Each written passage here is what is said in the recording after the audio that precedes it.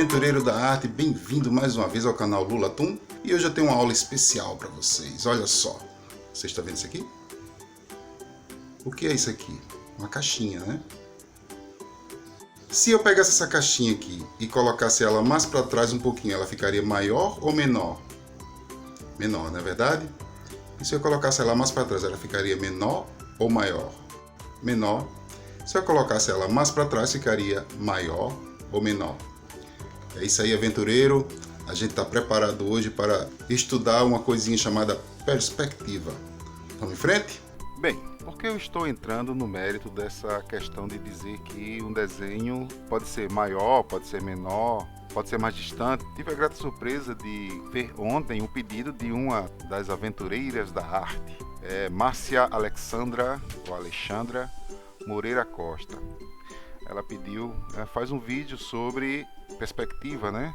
Faz um vídeo sobre perspectiva. Tenho muita dificuldade ao desenhar cenários, personagens com uma pose ou andando e correndo. Bom, Márcia, eu poderia dar essas informações, posso dar e vou dar essas informações para você. Mas para você compreender como é que funciona a perspectiva, eu preciso dar alguns dados que são aqueles dados meio chatinhos, né? E aí, começa de um jeito, historicamente, coisa e tal. Mas você, com essas informações, você vai ter mais certeza do que você vai fazer no futuro, né? Quando você for fazer seus desenhos, tá certo? A primeira coisa, conforme vocês viram no molde que eu coloquei no vídeo ao vivo, a gente tem uma informação qualquer. Deixa eu fechar aqui. Deixa eu pegar aqui essa televisão aqui, maiorzinha. Copiar, imagem, pronto. Quando a gente tem uma informação qualquer de algum objeto e nós queremos colocar ele em tal canto, você tem que ter a ideia de que ele está em uma parte da sua tela, né, da sua folha de papel, ou em alguma outra parte desse mesmo papel, dessa mesma tela, tá certo? Hoje vamos chamar de tela aqui por enquanto.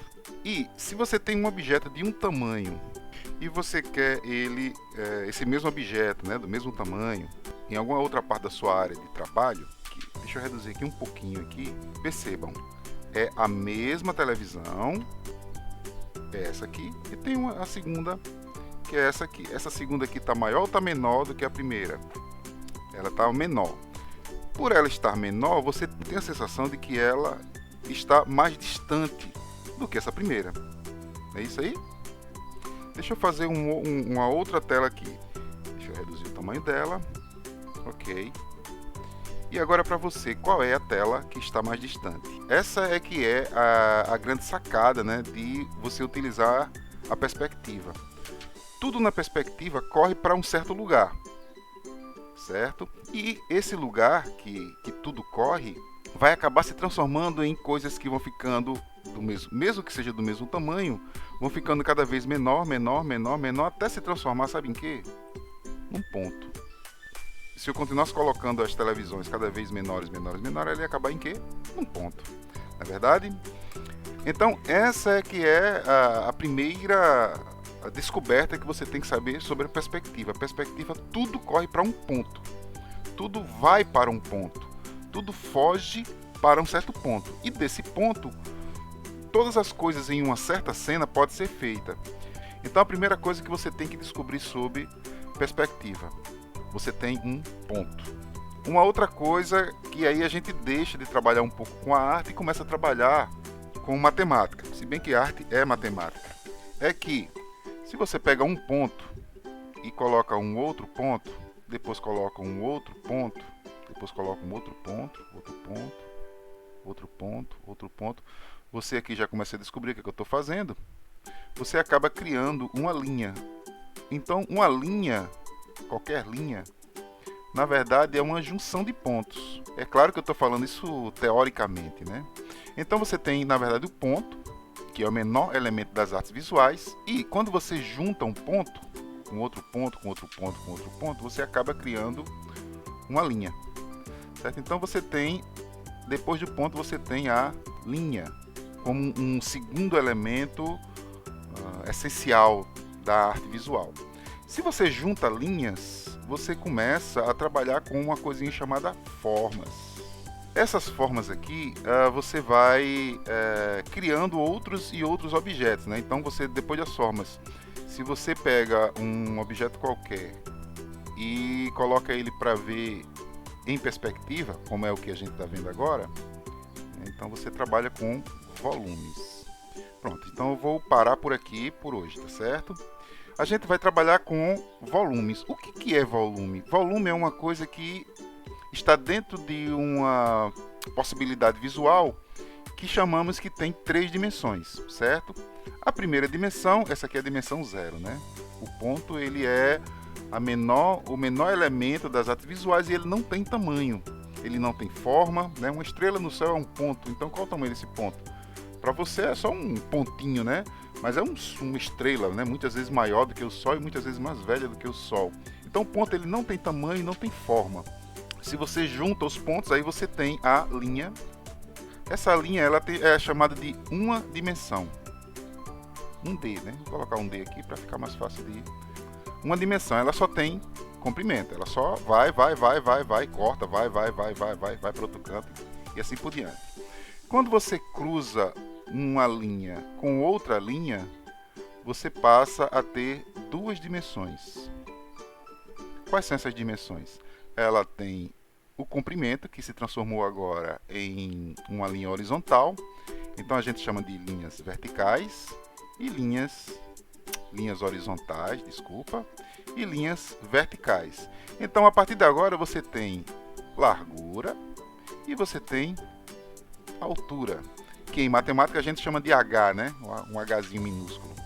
Mas enfim, aqui a gente está falando em artes, então vamos trabalhar com artes. Largura e altura, você tem 2 dimensões. Então qualquer desenho que você fizer em qualquer folha de papel, em qualquer tela, né? Se você for fazer o nosso querido Toon, né? Como a gente já vem fazendo há algum tempo, você vai trabalhar com ele em 2 dimensões. Ou seja, você não vai sair do papel.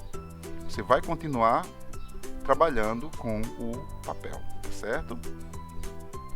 Você está trabalhando em uma tela de 3 dimensões? Não, você não está, certo? Aqui é 2 dimensões o tempo todo, certo? Não importa o que você faça, você pode fazer um desenho maravilhoso. Tem um carinha que eu gosto muito que chama-se Alan Campos. Os desenhos dele são maravilhosos, né? Lindo, lindo. E é esse carinha aqui. Ele é muito bom. Mas por mais que ele venha trabalhar com material tão bonito, às vezes tão tridimensional, né, com volume, né, você vê que existe sombra e coisa e tal, mas a arte dele não vai deixar de ser uma arte de 2 dimensões. Ele vai continuar trabalhando em cima do papel. E aí, a partir do século XIII, surgiu um carinha chamado Brunelleschi. Ele estudou engenharia, né, tal, e fez várias descobertas. Uma dessas descobertas era que você poderia trabalhar com elementos dentro de uma área de 2 dimensões, como o papel, por exemplo, e finalmente conseguir achar um ponto em comum a qual todas as coisas poderiam fluir para ele. É claro que ele foi uma das pessoas, né? Ele apenas, como é um dos primeiros, né? Ele na verdade estudou começou a estudar na Itália, depois foi para o Oriente, depois voltou para a Itália e aí foi descobrindo as coisas até chegar ao século XV, né, com os grandes Leonardo da Vinci, né, e Michelangelo, e Donatello, e todas as tartarugas ninja. Rafael, da tartaruga ninja. Bom, aqui dá para ver, né, que isso aqui aparentemente é uma obra dele, eu não conheço. Tá aqui, Brunelleschi, né? Ele conseguiu perceber que quando você vê uma casa, uma rua, existe um ponto, ou 2, né, nesse caso aqui, existem 2, 3, a gente vai ver isso no futuro. Existem 2 ou 3 pontos a qual as paredes, as ruas, os postes vão dar de encontro com o infinito, né? E onde é o infinito? É justamente naquele pontinho que a gente estava vendo aqui, né? Se você coloca uma televisão de um tamanho e repete ela infinitas vezes até chegar a um horizonte qualquer, você vai chegar a um ponto, né? E foi isso que ele, caramba, olha só. Claro, não foi só ele, né? Foram outros artistas também, engenheiros, arquitetos, né? Que foram descobrindo isso. E aí ele começou a perceber, deixa eu dar um outro exemplo aqui, rua. Pronto, se você pegar essa rua reta aqui, ela está bem retinha, né? Você vai ver o que?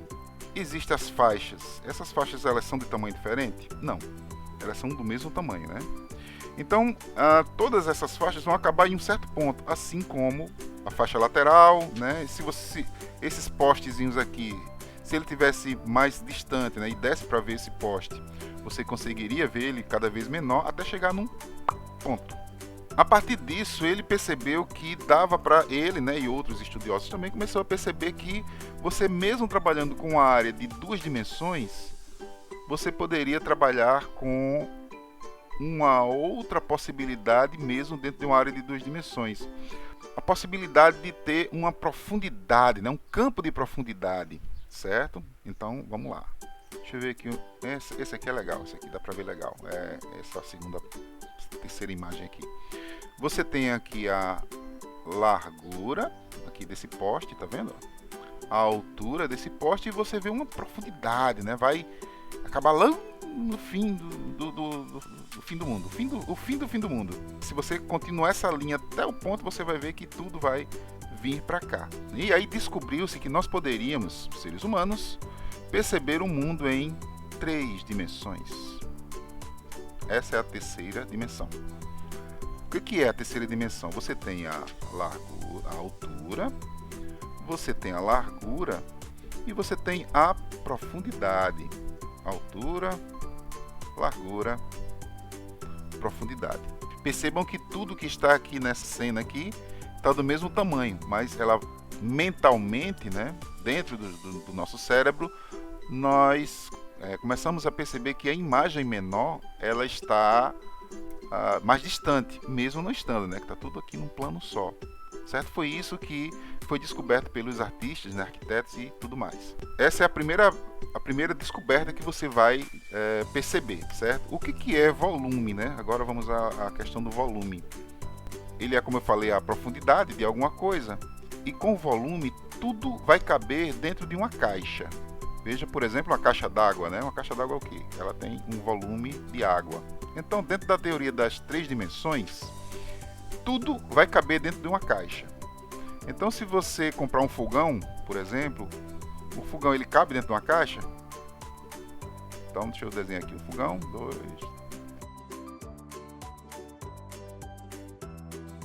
Pronto, coube, né? Um carro ele cabe dentro de uma caixa? Então, nessa teoria da perspectiva, tudo cabe dentro de uma caixa, tá certo? Dá para perceber que o carrinho cabe dentro de uma caixa. Então, se tudo cabe dentro de uma caixa, uma boneca que você compra quando é criança, né, um carrinho, né, de brinquedo, tudo que tem as 3 dimensões vai caber dentro de uma caixa e não mais dentro de um quadrado, certo? Como a televisão. Gente, o que eu quero é que vocês percebam que existe uma diferença entre um papel, por exemplo, e uma caixa. Um papel ele tem 2 dimensões. Uma caixa ela tem 3 dimensões.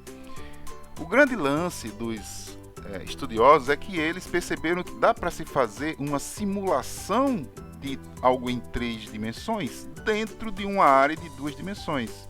Então, em um papel, por exemplo, uma folha de papel, uma tela quadrada, a gente pode conseguir fazer algo em 3 dimensões.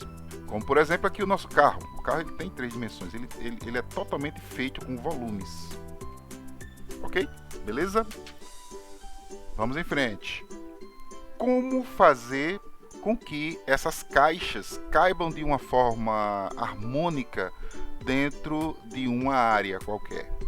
Aí a gente começa a voltar a estudar novamente artes, né? Sai um pouco da matemática e volta a estudar arte. Com o tempo, né, além de se descobrir a linha reta, descobriu-se também que tudo vai para esse ponto. E esse ponto ele está dentro de uma linha. E essa linha ela é sempre horizontal. Então, sempre que existir alguma coisa voltada para a perspectiva, você vai ter essa linha horizontal. E onde é que fica essa linha horizontal?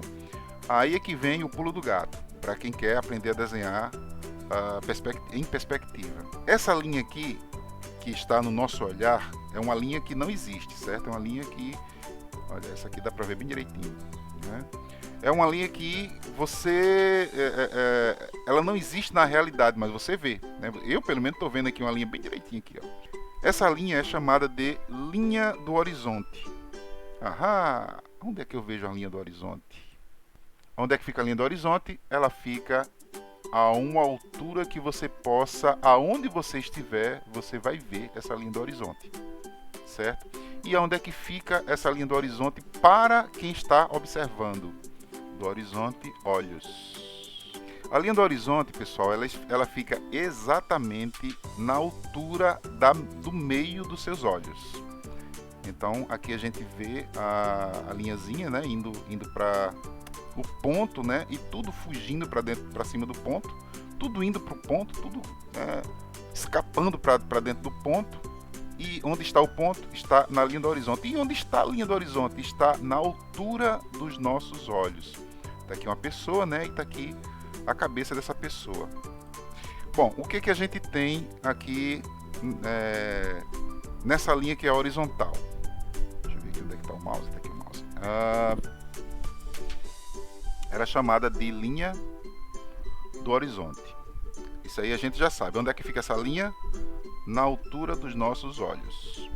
Tudo o que você vai ver em sua vida, em qualquer lugar que você esteja, você vai ver essa linha do horizonte. É claro que ela não existe, mas mentalmente ela existe sim.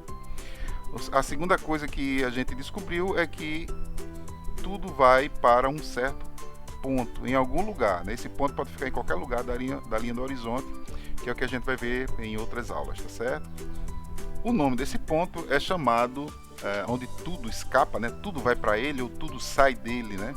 Então é um ponto que tudo vai para ele, tudo foge para ele, tudo está com ele. Então o nome desse ponto aqui, ó, é chamado de ponto de fuga. É uma das leis da perspectiva. E desse ponto tudo sai dele, tá certo? Se a gente vê, por exemplo, como eu falei, a estrada, por exemplo. Eu clico aqui, puxo para cá. Se eu clico aqui, claro que é bom você utilizar uma régua, né, que facilita muito. Você vem para cá, você começa a ter uma noção do que é esse ponto de fuga. E é claro que tudo tem que caber dentro de caixas, tá bom? Então a gente vai aqui ver aqui um prédio, por exemplo.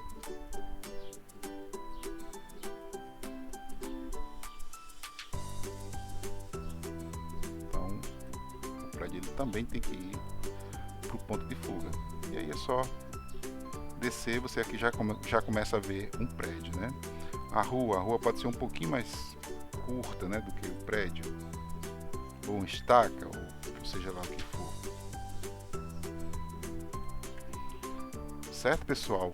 Creio que para uma introdução à perspectiva, isso aqui já vai ajudar bastante a você desenvolver os seus trabalhos daqui para frente, certo? Aguarde a próxima aula. Na próxima aula a gente vai fazer uma cena com vários objetos dentro de uma linguagem mais voltada para a perspectiva. Tá bom, pessoal? Bom, é isso. Se você gostou da aula, dá um like aí, né? Se inscreve no canal, eu vou dar novas e novas informações. E para ter essas novas informações, para você receber automaticamente as informações, clica no sininho, bling, bling, bling, bling, bling, bling, bling, que aí toda vez que eu mandar uma nova aula, vocês vão receber automaticamente uma informação no seu celular, no seu computador, dizendo: olha, o Lula acabou de fazer uma nova aula. Bom, gente, é isso. Valeu. Até a próxima. Inscrevam, apoiem. E mais importante, né? Do mesmo jeito que a Márcia entrou em contato comigo, você também pode entrar em contato, né? Fazer uma pergunta no canal. Responder o mais rápido possível essas perguntas, claro, em forma de aula. É isso aí, aventureiro da arte, né? Minha galera maravilhosa que está aprendendo a desenhar. E agora chegou a sua vez. Pegue papel, pegue lápis, pegue uma régua, né? Porque perspectiva é sempre bom trabalhar com régua. E vá tentando fazer um trabalho com perspectiva agora, tá certo? Valeu, gente. Até a próxima. Tchau.